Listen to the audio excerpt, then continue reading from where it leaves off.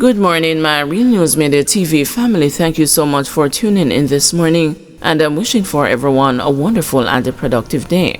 And in the news this morning, Kiprich charged, granted bail.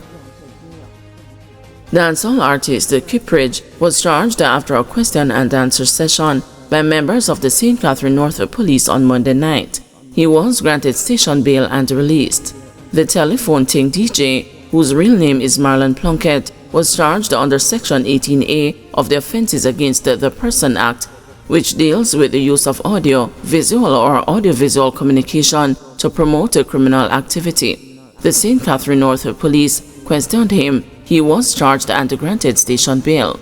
Mr. Plunkett maintained his innocence. He was not involved in any gang activity and he was not inciting violence in any state or form.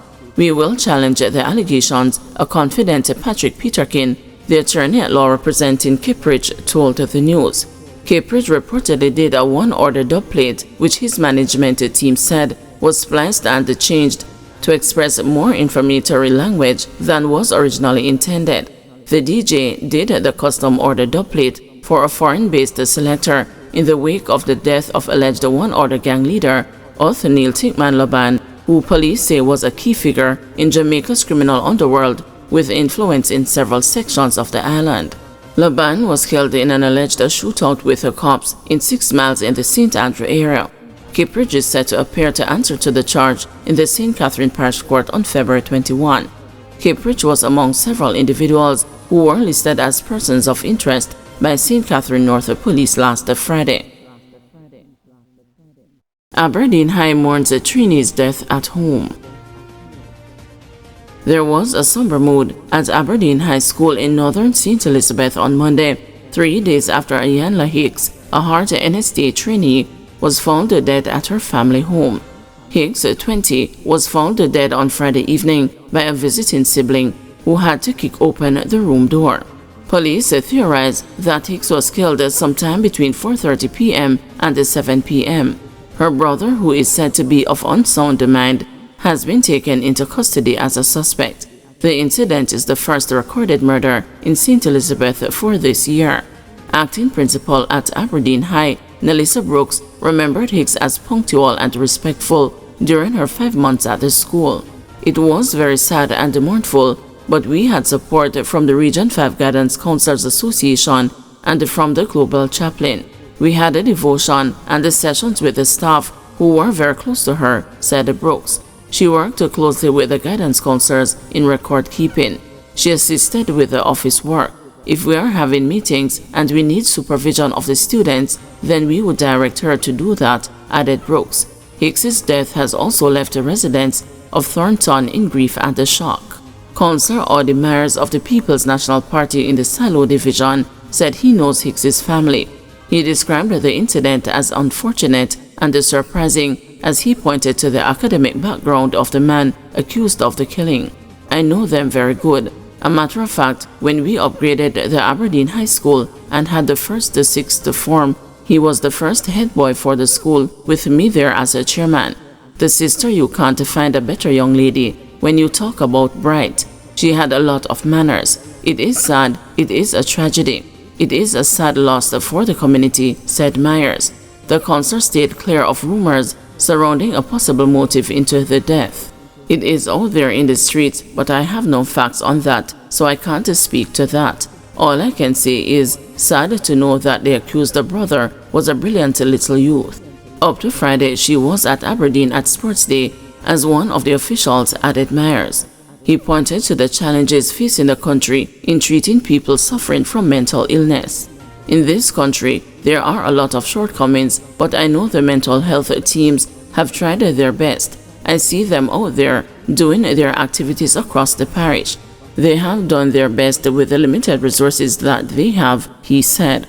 The mental illness in Jamaica is a challenge right across the length and the breadth because you never know when these people are going to get violent, he added. Green card holders warned to be careful traveling out of U.S. Jamaican holders of American green cards are being warned against becoming complacent in adhering to the requirements for maintaining the legitimacy of the card when traveling outside of the United States. The caution comes from Jamaican immigration attorneys and advocates amid the stepped-up immigration enforcement efforts in the U.S. The immigration clampdown under President Donald Trump, who returned to the White House less than a month ago, has been accompanied by reports of cases in which green card holders returning to the country in possible breach of the time allowed for them to be away have been asked to sign I-407 forms. The I-407 is a record of abandonment of lawful permanent resident status and is used to indicate that an individual is voluntarily abandoning their status as a lawful permanent resident of the U.S. In light of these reports, the immigration attorneys are urging green card holders accused of being in violation of the rules not to sign any forms presented to them by immigration officers at the ports of entry into the U.S. Instead, the attorney advised them to request a replacement before an immigration judge who will determine whether they are in fact in violation. Immigration attorney Wayne Golding told the news that while green card holders can stay out of the U.S. for up to 1 year, he advises that they seek to return to the U.S. as soon as possible before the time expires. There is information flying over the place, and this information is coming from people with no legal background and is being done to frighten people and to get to business, he said. Golding told the news that immigration officials at the port of entry can question a green card holder if it is believed that the person has overstayed his or her time out of the country.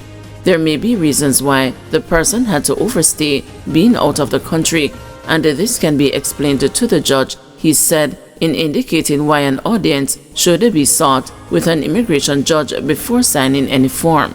He further explained that a green card holder who might have to stay out of the U.S. beyond the 1-year limit can apply for a re-entry permit, and this will allow the person to remain outside of the country for up to 2 years without a loss of status and having to face questioning on re-entering the U.S.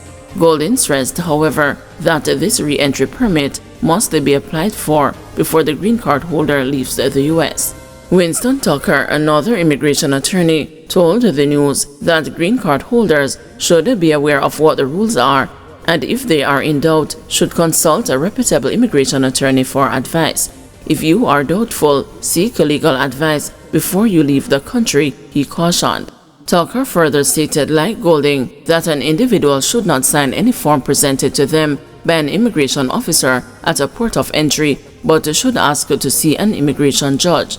He noted that, due to the stepped-up focus on immigration, there has been increased vigilance, and the green card holders should be aware of this as well as know their rights.